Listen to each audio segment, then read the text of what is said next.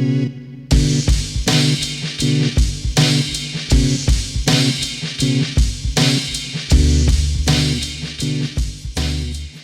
one is called the Castaway Climb, and it is by request from someone from my YouTube channel. So this Castaway Climb is a no-leg climb, okay? So if you're still working towards your no-leg climb, don't let that hold you back from starting to climb, work on this climb. It is definitely a challenging one, but it might not be as far outside of your wheelhouse as you might think. So how this climb is going to work, you're going to use the tempo of your leg swing to help you climb. Okay, so this starts with a castaway, which comes into a lot of dynamic pole moves. For some of you, you might already be familiar with this castaway. Great, you can kind of skip ahead over this next minute or two, phase out for a moment if you want to. For those of you that maybe are newer to the castaway, let me break this down to you, because there is definitely a correct technique that goes into the castaway that makes this climb easier. First and foremost is not hurting yourself. Okay, so for a castaway, which you're going to start this from low, I would say go from like a baby climb up, go to maybe a pole sit to start this one, or you can jump into it if you feel comfortable with that. I'm going to jump because I'm wearing pants and pole sit just sounds like way too much effort right now. So I'm going to go with the jump. For this castaway, the way it's going to work is there's going to be a moment when you're in your pole sit, your hands, you want them to start somewhere right about chest level, but closer to the face level, okay?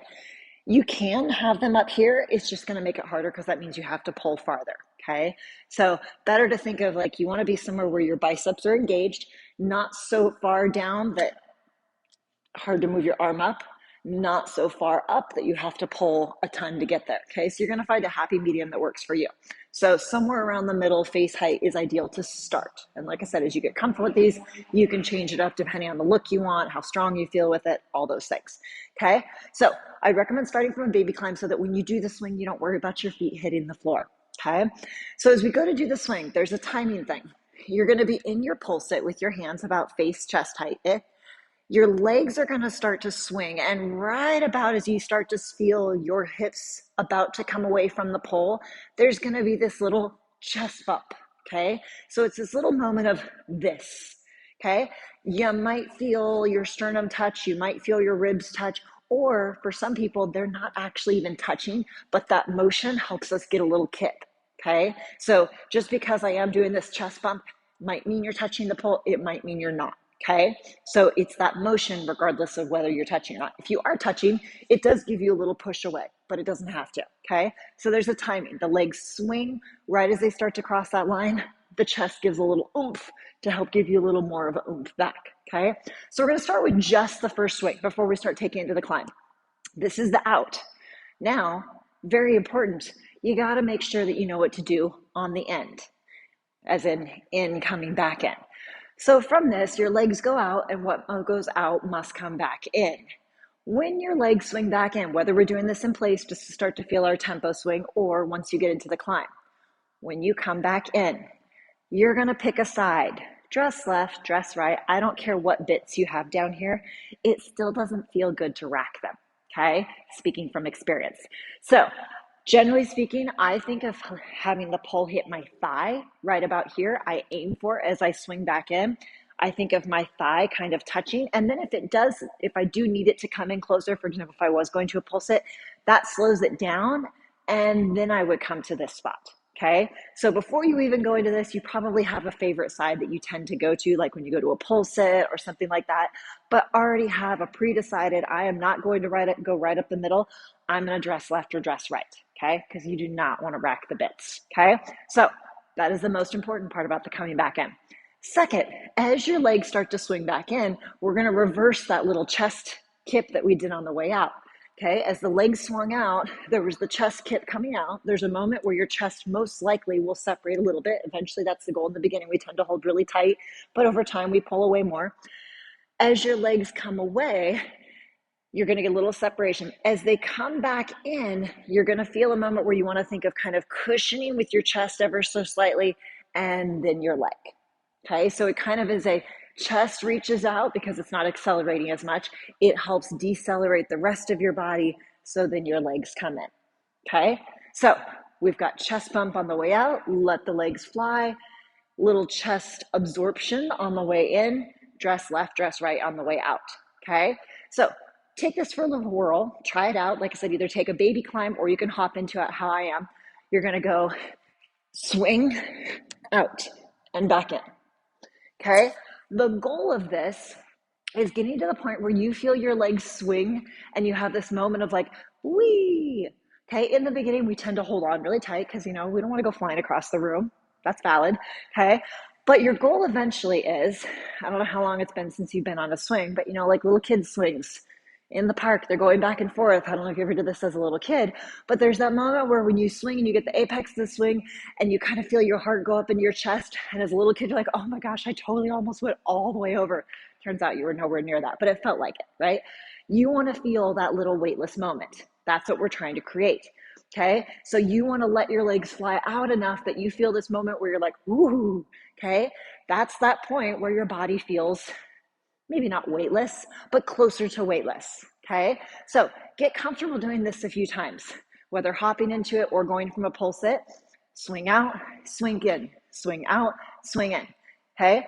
When those start to feel lighter, then we're going to start taking it to the climb. Okay. If these swings are still not feeling comfortable, keep working at them. Okay. Because otherwise the climb is going to be really hard. And let's be honest, this climb is not easy. It's just made easier by proper technique. Okay. So now we've got the swing, you got the tempo, you got the chest bump, you got the dress left, dress right. You're doing it safely, not having to worry about racking yourself, any of those things.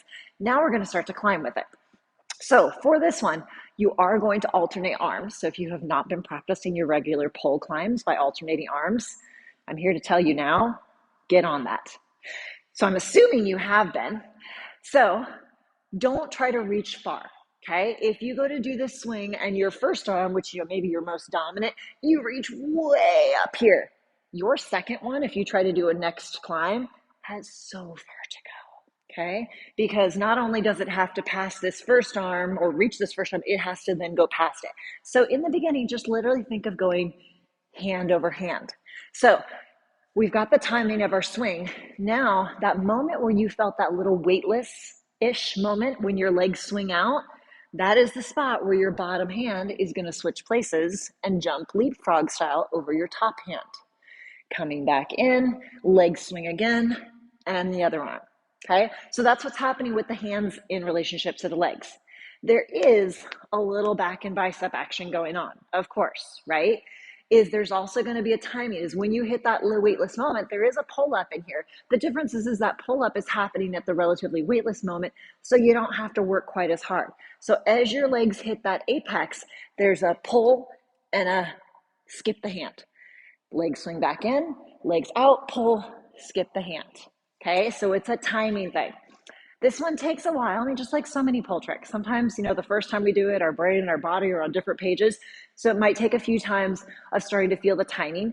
When the timing is off on this, it's going to feel very difficult. When the timing is on, it feels easier. I don't know if I go so far as to say effortless, but less effort. Okay, so you got your swing. Those are making sense. They're feeling fluid. You're feeling that little moment at the end.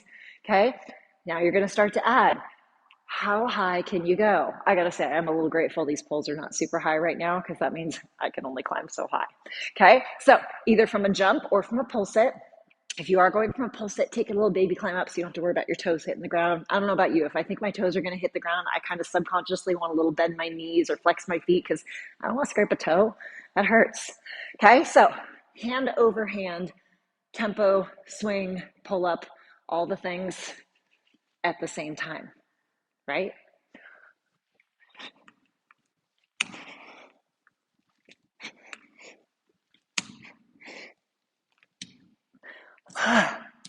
As I said, not effortless, less effort. Okay, so this is the tempo swing climb. Play around with it, work on your timing. As you feel more comfortable with it, timing-wise, strength-wise, grip-wise, you might feel comfortable having your arms go more straight, okay? In the beginning, start with them about face-ish height. Over time, if you want to or you like that look, work on extending the arms more. So have some fun with this, play around with it. It makes a great conditioning climb, a great end of your warm up, beginning of your workout warm up climb to play around with. So play around with it. Let me know how it goes. I want to see all those tempo climbs.